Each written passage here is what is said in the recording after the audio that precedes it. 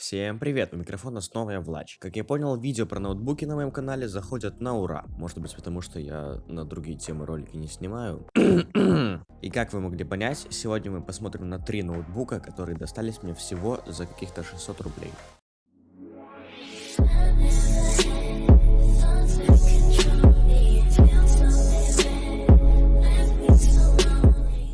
Итак, первый у нас на очереди Asus A2500D. Он практически брат-близнец Asus из предыдущего ролика. Если вы его не смотрели, то я настоятельно рекомендую вам его посмотреть, перейдя по ссылке из аннотации.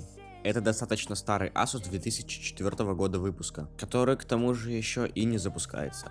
Расковыряв его целиком и полностью, я пришел к выводу, что в нем мертва видеокарта. А так как она еще и совмещена с кнопкой питания и еще несколькими другими кнопками, подыскать замену для нее просто не представляется возможным. Тем более, что этот ноутбук в идеальном состоянии, целыми петлями и оригинальной зарядкой, стоил бы не меньше 1500 рублей. А как вы, наверное, уже могли понять, ничего из вышеперечисленного у меня не имеется. Так что с него я снял оперативную память с жестким диском и отправил его в шкаф. Следующий у нас Samsung X20. Отличный ноутбук 2004 года выпуска.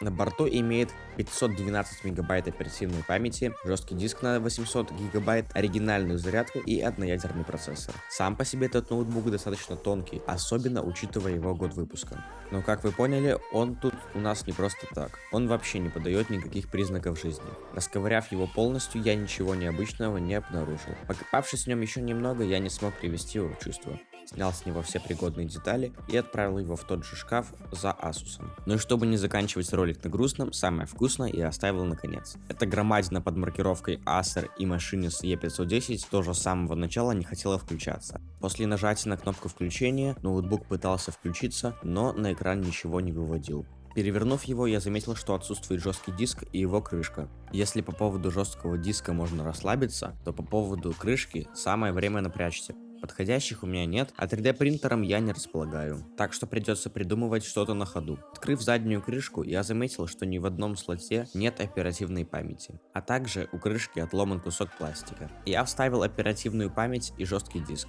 Он у нас тут, кстати, SATA, а также за кадром обслужил ноутбук. И теперь самое время его собрать и привести в хоть какой-то вид.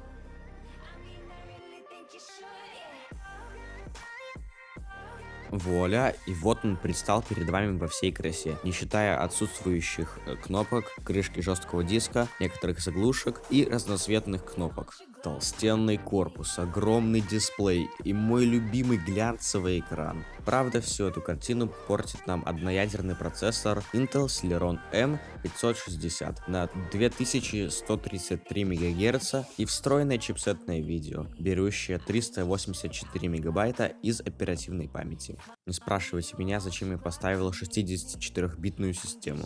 Давайте погоняем его в синтетике и играх. В индексе производительности Windows он выбивает 3 балла. Жалуюсь на видеокарту. Что не мудрено, ведь у нас тут чипсетное видео. Что ж, могло быть хуже. Давайте прогоним на нем тест CPU Queen, в котором процессор выбивает жалкие 4500 баллов. Похоже, все действительно хуже, чем я ожидал. И давайте теперь взглянем на его результаты в играх. Первая игра GTA San Andreas. И при попытке запуска крашится с ошибкой. Но не стоит расстраиваться, так как у нас еще осталась солнечная GTA Vice City. GTA Vice City настройки выкручены на минимум. И в ней мы получаем в среднем где-то 30 кадров, с периодическими падениями до 20. В принципе, играбельно, но во время перестрелок FPS падает до 17 кадров, что доставляет дискомфорт.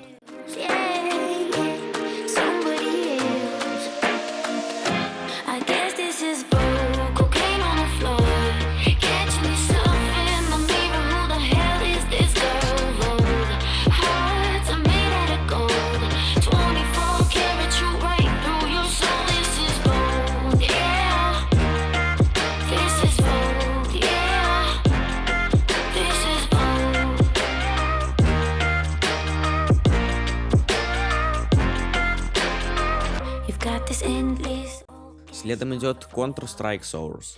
В ней также все настройки были выкручены на минимум. Если в бенчмарке мы получаем в среднем 36 кадров, то вот во время игры на втором дасте с 9 ботами FPS местами проседает аж до 20. А в конце я вообще получил фриз на несколько секунд.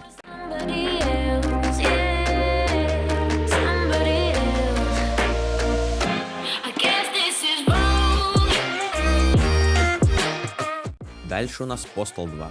Настройки также минимальные, а разрешение 800 на 600. В закрытых локациях мы получаем аж 40 плюс кадров, но стоит только выйти на улицу, как FPS тут же падает до 20-25. Играть можно, но только при большом желании.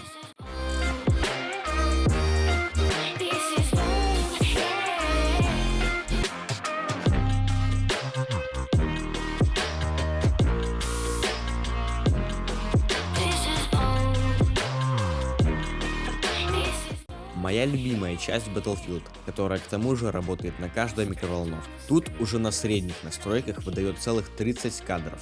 На удивление, играть очень приятно, и за этим ноутбуком в этой игре можно провести не один вечер.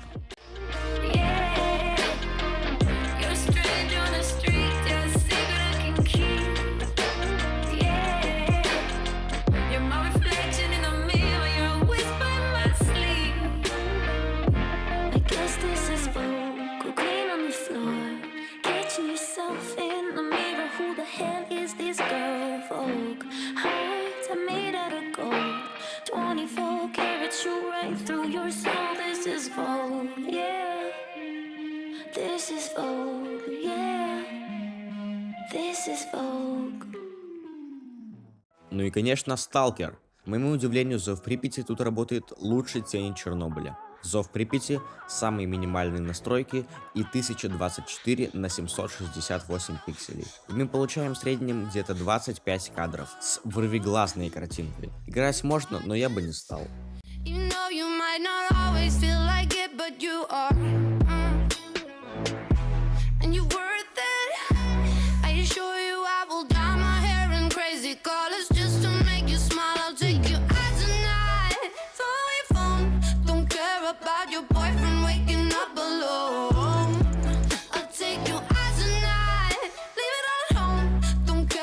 И последняя игра у нас на тестировании — Isaac.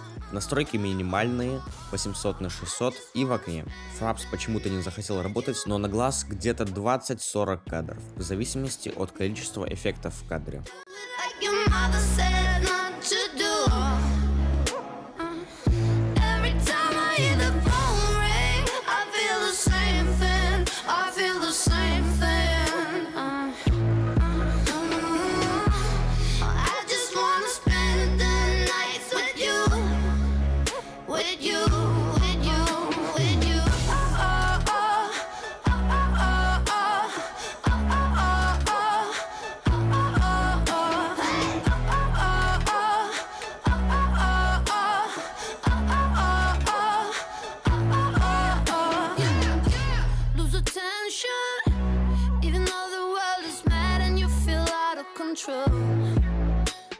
Ну что ж, производительность в играх мы уже выяснили. Ну а что насчет интернета?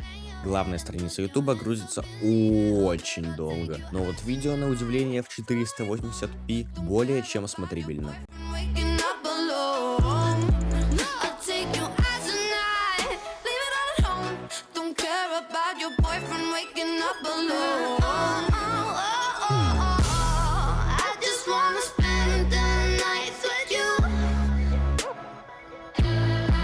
Давайте запустим Яндекс.Дзен с небольшой натяжкой, но он вывозит. Странички скроллятся, читать комфортно. Даже сайт AMD достаточно бодро открывает.